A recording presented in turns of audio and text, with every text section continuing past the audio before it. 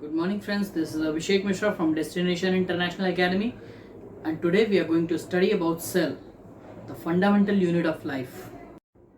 दोस्तों हम जानते हैं जैसे दुनिया की सभी चीज़ें एटम्स और मॉलिक्यूल्स की बनी होती हैं, वैसे ही सारी लिविंग थिंग्स सेल्स की बनी होती हैं। तो आइए जानते हैं सेल की definition. Cell is the structural and functional unit of the body. इसका मतलब शरीर का जो निर्माण होता है, जो हमारा शरीर बना हुआ है, ये सेल से बना होता है। छोटे छोटे यूनिट्स सेल से बना होता है और जितनी भी एक्टिविटीज़ होती हैं हमारे बॉडी में, ये सभी सेल्स में होती हैं। इससे पहले कि हम सेल के बारे में पढ़ें, आइए जानते हैं सेल की डिस्कवरी से रिलेटेड फैक्ट्स। दोस्तों सबसे पहले 1665 में रॉबर्ट हुक ने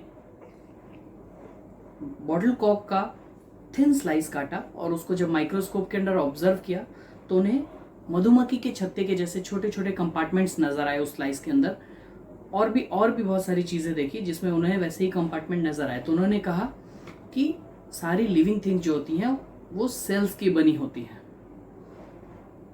लेटर ऑन, चूंकि वो पहले व्यक्ति थे जिन्होंने सेल्स को देखा था, इसलिए उन्हें फादर ऑफ साइटोलॉजी कहते हैं।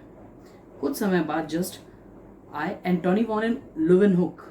एंटोनी वॉन लुवेनहुक ने 1674 में सबसे पहले एक स्वनिर्मित माइक्रोस्कोप से, अपने द्वारा बनाए गए माइक्रोस्कोप से उन्होंने लिविंग सेल्स को देखा था और माइक्रोस्कोपिक वर्ल्ड में उन्होंने नई डिस्कवरी की थी, इसलिए उन्हें फादर ऑफ माइक्रोबायोलॉजी भी कहते हैं। 1839 में जॉन एवेंजेलिस्टा पुरकिंजे, इन्होंने सेल के अंदर, जो आपने छोटे क्लासेस में पढ़ा है कि सेल होता है, सेल के अंदर साइटोप्लाज्म होता है, तो ये जो जेली लाइक सब्सटेंस था उसे सबसे पहले 1839 में पुरकिंजे ने प्रोटोप्लास्ट नाम दिया था।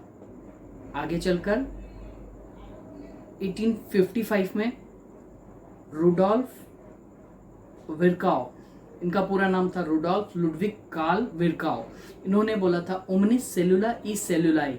इसका मतलब कि एक सेल की उत्पत्ति एक सेल से ही संभव है। इन्हें फादर ऑफ पैथोलॉजी भी कहते हैं। 18th सेल थ्योरी, जब सेल की बात करते हैं तो सबसे पहले हम सेल थ्योरी पढ़ते हैं। ये एक बहुत बड़ा अपने आप में स्टेटमेंट था, एक प्रिंसिपल था जो कि दिया गया था। दो साइंटिस्ट थे 1839 में, Matthias Schleiden and Theodore Shawn.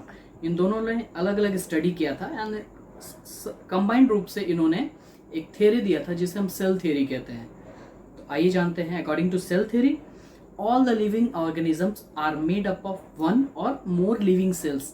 इसका मतलब जितने भी लिविंग ऑर्गेनिजम्स हैं, चाहे वो यूनिसेलुलर हो या मल्टी सेलुलर हो, वो या तो एक या बहुत सारे सेल से मिलकर उनकी बॉडी बनी होती है।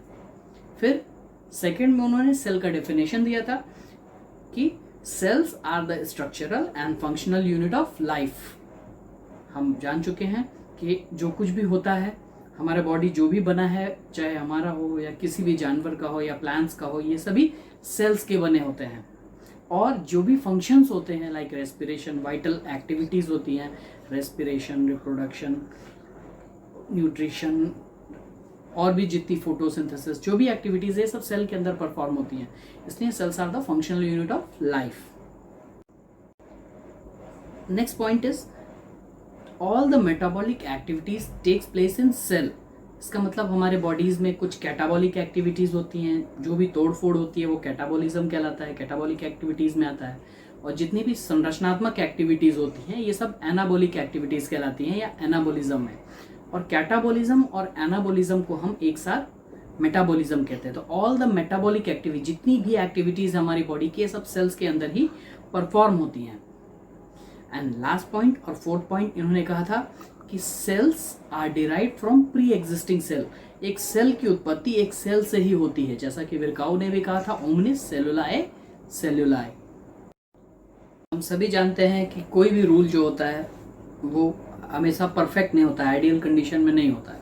तो सेल थ्योरी के भी कुछ ड्रॉबैक्स थे। एंड ड्रॉबैक्स में ये था कि हम सभी जानते हैं वायरसेस, ये जब सेल के को इन्वेड कर लेते हैं तो अंदर जाके लिविंग ऑर्गेनिजम्स हो जाते हैं। पर सेल जो वायरस होता है उसका जो बॉडी होता है दैट इज, वो तो क्रिस्टल के जैसा होता है, उसमें सिर्फ बाहर एक प्रोटीन एनवेलप होता है और अंदर जीनोम होता है। तो वो सेलुलर स्ट्रक्चर्स लैक करता है, इसलिए वी कांट से कि सारे जीव जो होते हैं वो सेल से ही बने होते हैं, ये उसको बाईपास करते हैं सेल थ्योरी को। इसका जो प्रोकैरियोटिक सेल्स होते हैं उसमें सेल ऑरिजिनल्स मिसिंग होते हैं, माइटोकॉन्ड्रिया नहीं होता, क्लोरोप्लास्ट नहीं होते, बहुत सारे जितने भी सेल ऑरिजिनल्स हैं, एंडोप्लाज्मिक रेटिकुलम, न्यूक्लियस, ये सब नहीं होता है। इसलिए हम कह सकते हैं कि ये दो जीव, वायरस एंड जितने प्रोकैरियोटिक्स हैं, बैक्टीरिया, साइनोबैक्टीरिया, ये सब बाईपास करते हैं सेल थ्योरी को। यही सेल थ्योरी का ड्रॉबैक है। हम सभी